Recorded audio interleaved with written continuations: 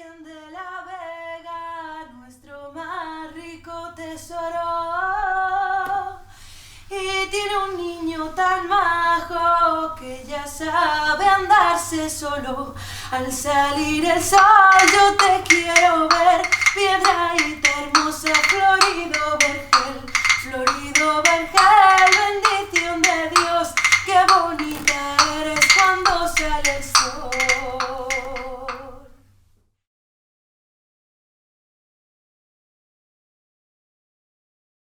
Soy Rodrigo, joven emprendedor natural de Piedrahíta, que por vocación y formación he creado un proyecto llamado Excelencia Rural, en el cual me dedico al asesoramiento de alojamientos turísticos y otra vertiente cultural.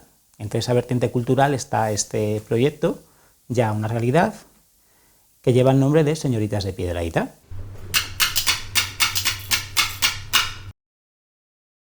Señoritas de Piedrahíta fue una ilusión que surge de la necesidad de emprender el conocimiento y la divulgación de la desvirtuación del vestir serrano-abulense en el Valle del Corneja, una zona en la que hay mucha afición por la tradición, y por otro lado, beber de las fuentes documentales y el proceso histórico de la villa de Piedrahíta, centro del Valle del Corneja, a lo largo de los siglos, para así todos los habitantes y todos los visitantes conozcan diferentes tipos de patrimonio unido en un mismo evento.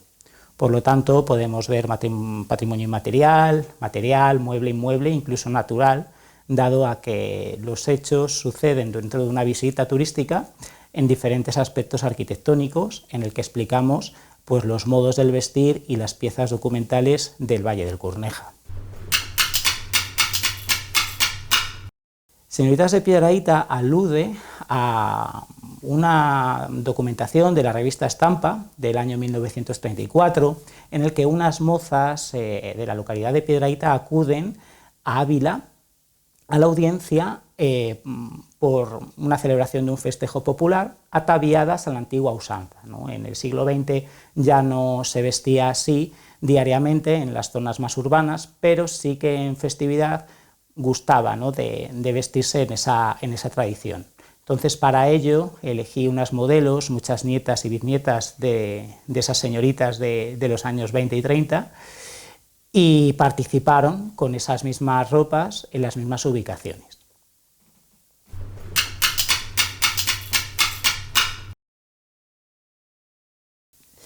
En un primer momento fue una ilusión, incluso me parecía una utopía intentar formar a todas las jóvenes y no tan jóvenes.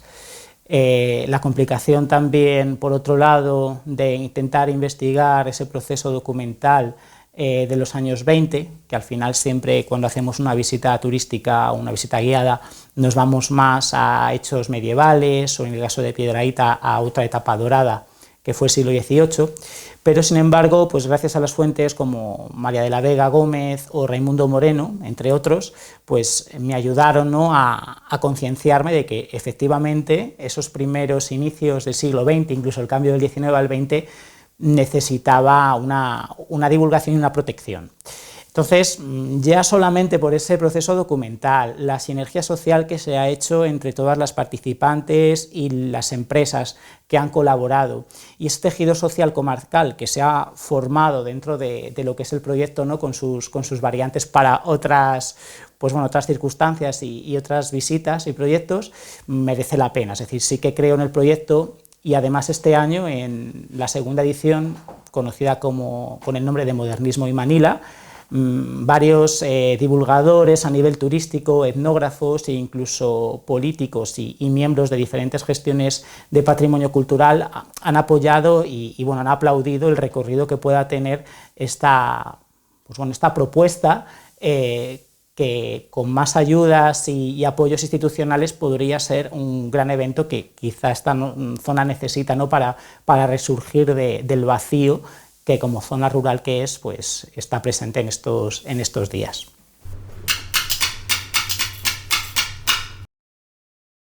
Efectivamente es un evento sostenible. La sostenibilidad es un concepto muy poco concreto en el turismo, pero en este caso se respetan todos los tipos de patrimonio, ya que la investigación es una investigación real y la transmisión y divulgación también es así. Para ello nos apoyamos en piezas documentadas en el Valle del Corneja, muchas de ellas aportadas y transmitidas por el Fondo Etnográfico Revistés de la localidad de Santa María del Berrocal, cuyo miembro fundador, Javier Blázquez Reviriego, pues ha sido un poco el alma mater a nivel textil, ¿no? Dado que además esa localidad conocida como Berrocal de los Pañeros ha tenido un recorrido a lo largo de todo el siglo XX conocido a nivel nacional. Además es un evento sostenible en el sentido de que respeta totalmente los patrimonios también materiales, arquitectónicos y naturales. Lo que tenemos y lo que podemos hacer es darles esa vida y esa utilización de los espacios perdida. En este caso, Modernismo y Manila, con el viejo hospital de Superunda, ¿no?, como ese icono, ¿no?, de inicios del siglo XX, de un hospital comarcal con un ambiente modernista que está llevando a la ruina progresiva, igual que otros monumentos como el convento de Santo Domingo, y además es sostenible, ¿por qué? Por la participación, ¿no? Cada año se une más gente, los colaboradores crecen y por otro lado el nivel de visitantes, el 90% en Modernismo y Manila en el año 2022 ha sido pues un visitante o excursionista que venía de fuera, ¿no?, de otras poblaciones cercanas, de valles limítrofes como el Jerte o el Tormes, incluso de otras ciudades como Salamanca o Madrid.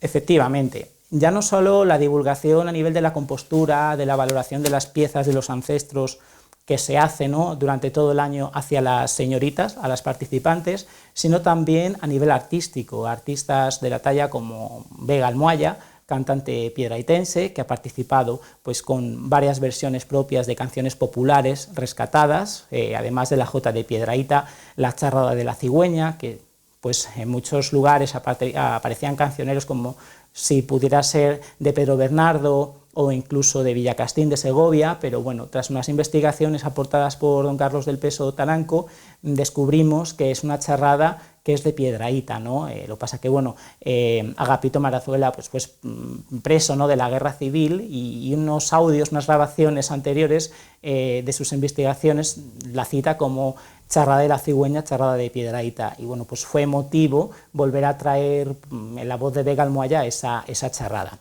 Aparte de Vega Almohaya, por ejemplo, otra artista multidisciplinar como Aitana Pérez Moreno, ella en su trayectoria a nivel pictórica y también con ilustraciones mediante pues, grafías informáticas y demás, realiza una composición en la que la indumentaria tradicional abulense y el patrimonio inmaterial está presente. Lo pude ver en una exposición en el Espacio Cultural del Barco de Ávila y se puso manos a la obra para versionar a las señoritas de Piedrahíta desde un punto de vista, digamos, más contemporáneo, y fue pues un éxito con su explicación y con su correspondiente pues exposición en el ambiente natural, ¿no?, en este caso cerca de lo que son los jardines del Palacio XVIII de los Alba aquí en Piedrahíta.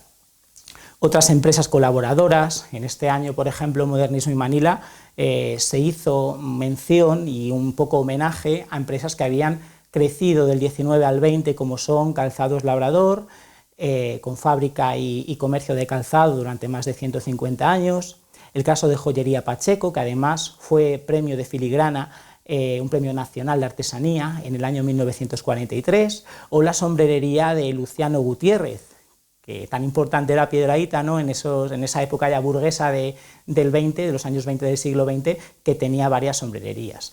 Se hizo mención, se hizo una exposición de los artículos y una explicación del proceso, sobre todo de fabricación. Fue motivo también para las familias, ¿no?, darles ese propio homenaje, que además participaron con piezas, ¿no? En el caso de Joyería Pacheco aderezó a varias de las mozas, en el caso de Luciano desempolvó varios de sus sombreros, y en el caso de Calzados Labrador pues sacaron a la luz los cortes, los modelos y las hormas que había hecho pues don Vicente Labrador en esos años 10, 15 del siglo XX.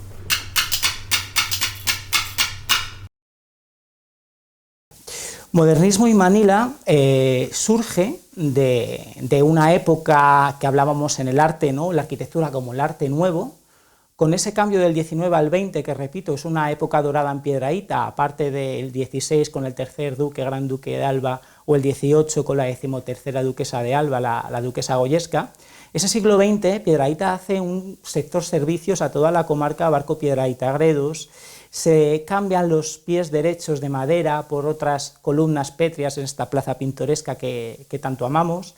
Se hace una conducción de agua por ese saneamiento necesario para una mejor vida, nada más y nada menos que por Enrique María Repullés y Vargas, que trabajaba en el Ministerio de Fomento en Madrid.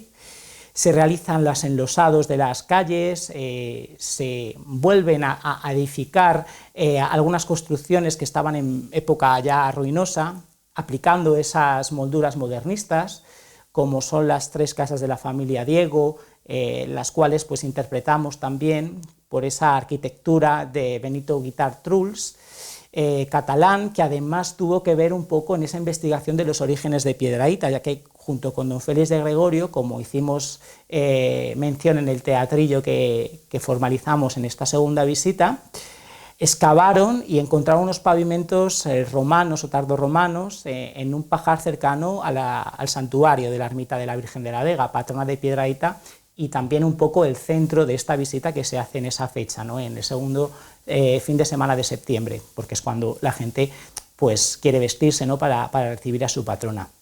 Este siglo XX también es un cambio de mentalidad. Hemos mencionado el Hospital del Dulce Nombre de Jesús, conocido como Superunda, ¿no? Esa necesidad comarcal en la carretera de Béjar con Piedrahíta. Había un antiguo hospital en la calle Alcacerías, esa calle del Mercado, que la revista Nodo y bueno, los particulares vídeos que aún se pueden ver navegando por la red, memoran, ¿no? como que era una de las calles principales y ahora mismo tiene pues, muy poquito comercio y mucha ruina, también la rememoramos, ¿no? de camino a ese hospital. Donde en día de fiesta pasean todas las mozas por la alcaicería, nombre que recuerda los tiempos de la dominación árabe, es en Piedrahíta.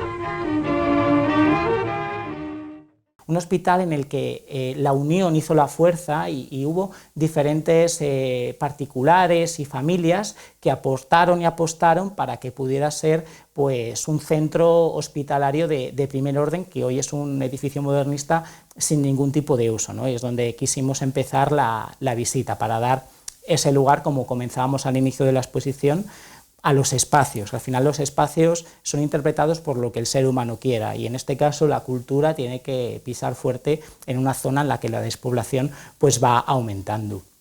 Siguiendo con la historia, en estos años 20 hay otros 2 iconos principales que surgen, ¿no? de la mano de Francisco García Carvajal, Eustaquio de Paz, los años 1901 aproximadamente, como es el paseo modernista frente a la iglesia de Santa María la Mayor o la Fuente del Pato, una fuente pues, repetida en diferentes ocasiones como en Galicia o en Águilas en Murcia, ¿no? según Raimundo Moreno Blanco, y que además, gracias a estas exposiciones de visita divulgativa, hace que la gente aprecie y valore el patrimonio que a veces queda un poco desvirtuado o no se entiende.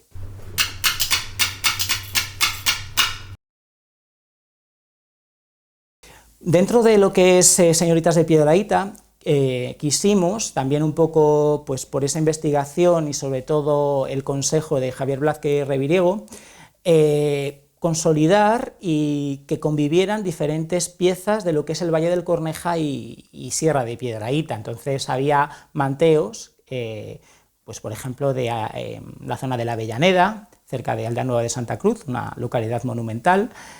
Había de Santiago del Collado, de Navascurial, de la casa de Sebastián Pérez, anejo también de Piedrahíta, al igual que el Soto, sobre todo también de Santa María del Berrocal, es decir, que convivieron piezas comarcales que a lo mejor un día festivo o un mercado de las fiestas de Piedrahíta, como era el martes de curas, podían unirse, ¿no? en esta plaza de Piedrahíta. Quizá la pieza que más se identifica con la localidad es el picado del manteo o el propio manteo, ¿no? la falda. Veremos que hay manteos rojos picados en verde, que hay otro manteo amarillo a punto de cruz o con otro trabajo más laborioso. Hay manteos estampados, que ya se compraban así prensados y ven además el numerito de la prensa a la que pertenecía. Hay otros, por ejemplo, el más espectacular para mi gusto, que es el traje de vistas de Berrocal, con una exposición de Javier Blázquez, en la que es un manteo verde con una cinta denominada madrileña y un pañuelo adamascado en color rosella, ¿no? Es que siempre se vestían así, ¿no? Era el traje de casarse, se lo regalaba el novio a la novia. Y luego pues otros más particulares, ¿no? Como también de Santa María del Berrocal, el manteo que lleva la compañera Sole Blázquez, que es amarillo picado en rojo de castañuelas. Entonces también la bondad es que personas que querían hacerse un traje tradicional, al conocerlos más, hacen una fiel reproducción de lo que aquí se consideraba patrimonio y consideramos patrimonio, ya que la desvirtuación actual era a lo mejor comprarse una tela de manteo, hacerse un picado y colocarlo de cualquier manera, ¿no? Por desconocimiento. Ahora se pide asesoramiento y se intenta velar por guardar ese patrimonio que tanto trabajaron nuestros ancestros. Por otro lado, ¿por qué Manila? No hemos hablado de la época del modernismo. Pues Manila simplemente es por hacer también un poco ese juego con las señoritas de Piedrahíta, esas señoritas de los años 20 y 30 que portaban pañuelos de Manila, que eran regalados pues bien cuando cumplían la mayoría de edad o cuando se iban a casar, o bueno, por diferentes motivos. Aquí en Piedrahíta, que era una pequeña ciudad urbana, se gastaron esos mantones de Manila como la gran ciudad.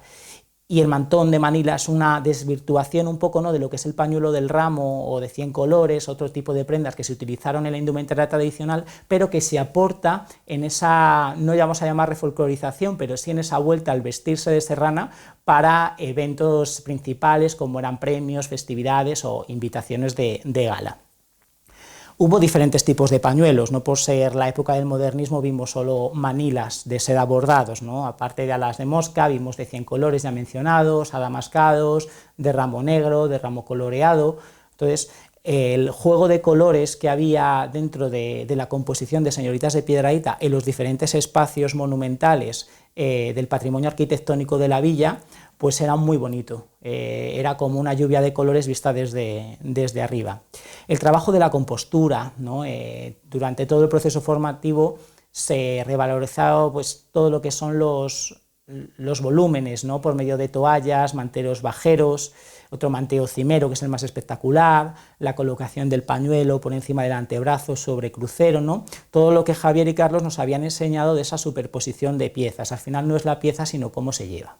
Y luego por otro lado a nivel formativo, además de joyería Pacheco, sobre todo en este caso se unió Capelli Peluqueros, ¿no? Aprendiendo a hacer el moño tradicional de rosca y los rodetes con el picaporte, que es lo que se utilizó siempre en el peinado del 19, casi a nivel nacional, ¿no? Porque lo podemos ver también en la tradición charra o en Valencia, ¿no? Y es lo que une un poco a ese proceso ya que bebe del pintorequismo de últimos del 18 y por el que además Piedrahíta y lo que es la comarca fue conocido, ¿no? Por ese carácter exótico que era diferente a lo que había, ¿no? a nivel nacional. De hecho, señoritas de Piedrahíta surge también por esa marca España en la que se hicieron platos, cerillas, merchandising de la época de cara a las exposiciones del 29, ¿no? De hecho conservamos platos y algún otro tipo de producto.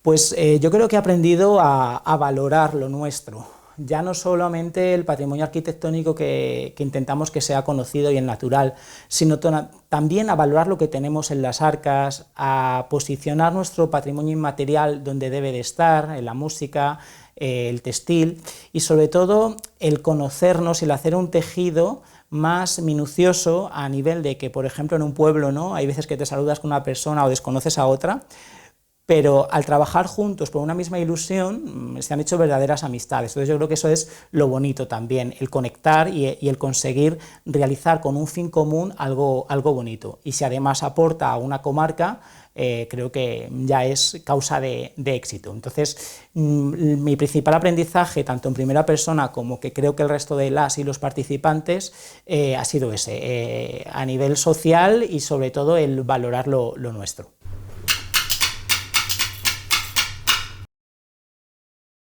En familias particulares, habitantes, residentes de la villa de Piedrahíta también engalanaron sus balcones al estilo modernista, ¿no? Sacaron pues las colchas, los mantones, las banderas y hicieron una decoración pues, bueno, a nivel paisajista muy interesante a lo largo de la ruta, una ruta que cada año puede cambiar dado el rico patrimonio de la localidad, que este año ha sido modernismo y Manila. El año pasado pues fue un poco el saltar, ¿no?, de esa fotografía del 29 de Pelayo Mas Castañeda, que ahora mismo pues son fotografías de la Diputación de Ávila, y que estamos seguros, o yo como director del evento estoy seguro de que tiene muchísimo por crecer este evento, y pondremos todo lo que podamos para aportar a Piedrahita, al Valle del Corneja y sobre todo a la tradición, al patrimonio que tanto necesita. Muchas gracias.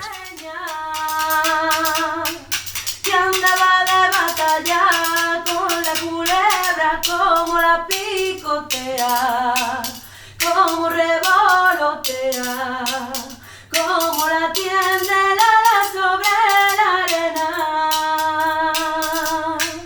Pica en el verde, pica en la arena, pica en los picos de mi morena. Hay que ver la cigüeña, cuánto nos vale. Si no fuera por ella, cualquiera sabe cómo la picotea, cómo revolotea, cómo la tiende la sobre la arena. Pica en el verde, pica en la arena, pica en los picos de mi morena.